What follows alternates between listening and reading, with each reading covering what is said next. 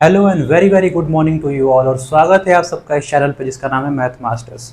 तो आपने थंबनेल देखा होगा। थंबनेल में क्या लिखा हुआ है कि एक सीक्वेंस एंड सीरीज का क्वेश्चन मैंने लिया हुआ है जो जेईई एडवांस 2014 में पूछा हुआ क्वेश्चन है। तो हम लोग इस क्वेश्चन को समझेंगे, सॉल्व करेंगे इस क्वेश्चन को, कॉन्सेप्ट डिस्कस करेंगे जो भी कॉन्सेप्ट इसमें यूज हुआ है।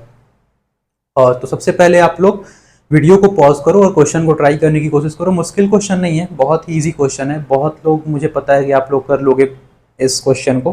फिर भी आप लोग देखना, वीडियो को लास्ट तक देखना और मेरे सॉल्यूशन से अपना सॉल्यूशन मैच करना कि क्या आपने वैसे ही किया था जो मैं बता रहा हूँ। और अगर आपको ना आए तो भी आप वीडियो को देख के अच्छे से समझ सकते हो और सीख सकते हो। तो सबसे पहले मैं क्वेश्चन को एक्सप्लेन कर देता हूँ। आप लोग वीडियो पॉज कर लो और क्वेश्चन को ट्राई करो। मैं एक्सप्लेन कर देता हूँ क्वेश्चन को। Let a comma b comma c be positive integers. A b c क्या है? पॉजिटिव इंटीजर्स हैं। क्लियर दिया हुआ है पॉजिटिव इंटीजर्स हैं, यानी कि जीरो नहीं होगा, वन से स्टार्ट होगा। Such that b by a is an integer. B by a दिया हुआ है कि एक इंटीजर है। बहुत इंपॉर्टेंट है ये। बी बाई ए क्या है? एक इंटीजर है। बहुत इंपॉर्टेंट होने वाला है। A comma b comma c are in geometric progression. A b c geometric progression यानी कि जीपी में है।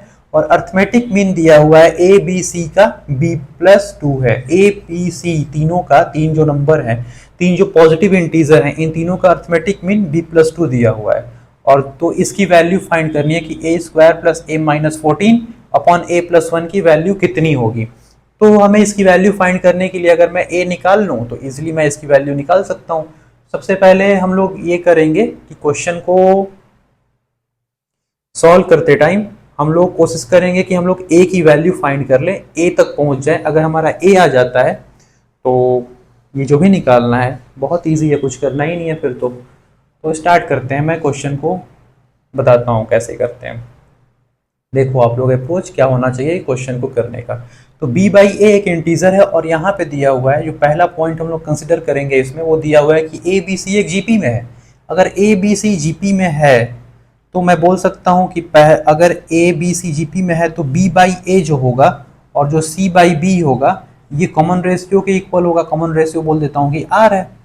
ठीक है, तो मैं लिख सकता हूँ b is equal to a into r और c को लिख सकता हूँ b इंटू आर। और b क्या है? ए आर है, तो c हो जाएगा ए आर स्क्वायर। ठीक है, तो b आ गया ए आर और c आ गया ए आर स्क्वायर। यानी कि जो हमारे तीनों नंबर हो गए वो क्या हो गए? ए आर और a r square, a b c. ठीक है, और यहाँ पे दिया हुआ है कि b बाई ए इंटीजर है। और अब हमारा b बाई ए है क्या? b बाई ए तो कॉमन रेशियो है, यानी कि हमारा जो r है वो इनडायरेक्टली बोला हुआ है कि जो हमारा कॉमन रेशियो है जीपी का वो एक इंटीजर होना चाहिए, होने वाला है एक इंटीजर। ये बहुत इंपॉर्टेंट है, इसका यूज होने वाला है। और क्या दिया हुआ है कि ए बी सी जो है इनका अर्थमेटिक मीन जो है तीनों नंबर का वो b+2 है। अर्थमेटिक मीन कैसे निकालते हैं? तीन नंबर का, कितने भी नंबर का अगर अर्थमेटिक मीन निकालना हो तो उन सबको ऐड करके टोटल नंबर ऑफ जितने नंबर से उनसे डिवाइड कर देते हैं तो अर्थमेटिक मीन आ जाता है।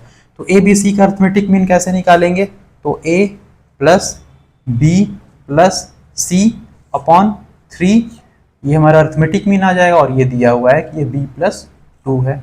अब वैल्यू पुट कर देते हैं ए आर और ए आर स्क्वायर बी और सी की जगह पे। तो a plus A r square, 3 जाके उधर मल्टीप्लाई होगा तो हो जाएगा 3b। और b क्या है? ए आर है, तो 3 इंटू ए आर और ये हो जाएगा 3 2 जा 6, तो +6 इतना आ गया। अगर इन दोनों टर्म को मैं इधर लेकर आऊं तो ये एक्चुअली लिखा क्या हुआ है? ये लिखा हुआ है a r square, a r minus 3 AR minus 2 AR। A और 6 इधर लाएंगे तो plus a minus 6 will be equal to 0। दिख रहा होगा कि ये क्वाड्रेटिक बन गया, ये आर में एक क्वाड्रेटिक बन गया, एक इक्वेशन बन गया। तो अगर हमें आर की वैल्यू फाइंड करनी है तो हमें क्वाड्रेटिक फॉर्मूले का यूज करना होगा। जो क्वाड्रेटिक फॉर्मूला क्या होता है? Minus b plus minus under root b square minus 4ac upon 2a। तो उसका हम लोग यूज करते हैं और आर की वैल्यू फाइंड करते हैं। तो आर क्या आ जाएगा? माइनस बी यानी कि 2a plus minus under root b square यानी कि 4a square minus 4ac, 4ac upon 2a। ये क्वाड्रेटिक फॉर्मूले से आर की वैल्यू आ जाएगी। यहाँ से 4a स्क्वायर, ये क्या आ जाएगा? ये आ जाएगा 2a plus minus under root 4a square minus 4a square और प्लस 6 4 जा 24a। और नीचे क्या आने वाला है, नीचे है 2a, ये r की वैल्यू हो गई। इसको थोड़ा सा कैलकुलेट करें अगर हम r की वैल्यू को, तो आप लोग देख सकते हो कि 4a² minus 4a² cancel out हो जाना है। तो इसको मैं क्या लिख सकता हूँ, ये है 2a प्लस माइनस 24 को मैं लिख सकता हूँ, अगर मैं 4 को बाहर ले लूँ तो 4 6 या 24 होता है, 4 बाहर आके 2 हो जाएगा, तो 2 under root 6a upon 2a। 2 common लेके अगर मैं कैंसिल कराऊं तो 2 कैंसिल हो जाएगा, जो r की हमारी वैल्यू आ जाएगी, हमारा जो r आ जाएगा वो आ जाएगा a plus minus under root 6a upon a।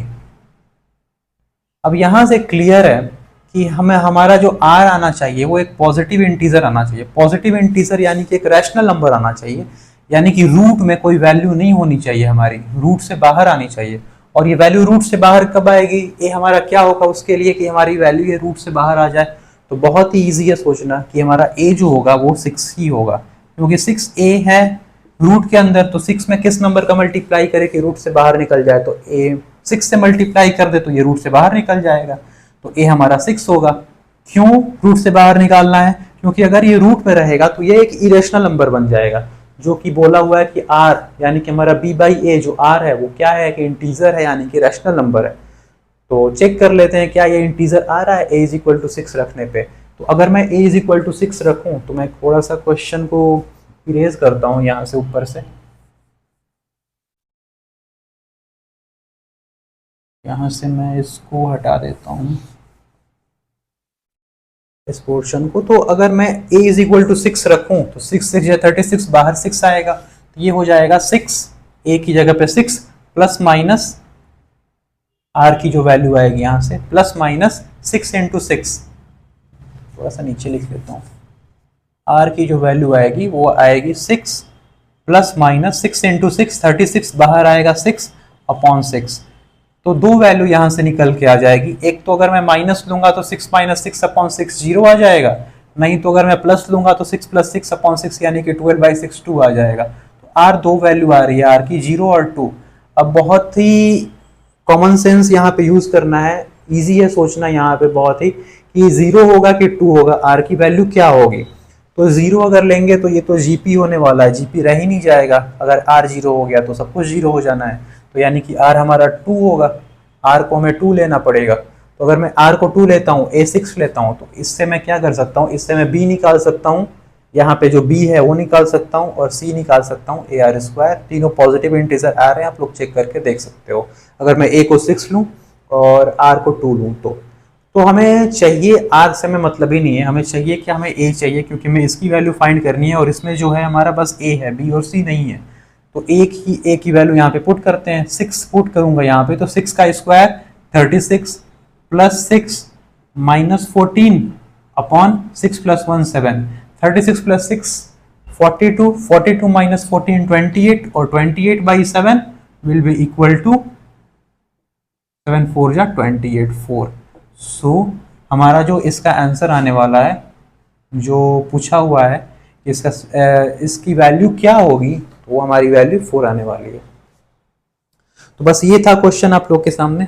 मुश्किल क्वेश्चन तो बिल्कुल ही नहीं था, बहुत इजी क्वेश्चन था, फिर भी आप लोगों ने बहुत कुछ सीखा हुआ क्वेश्चन से। तो मिलते हैं अगले वीडियो में, नए कॉन्सेप्ट पे किसी बात करेंगे, किसी नए क्वेश्चन के साथ आएंगे। तब तक के लिए थैंक यू।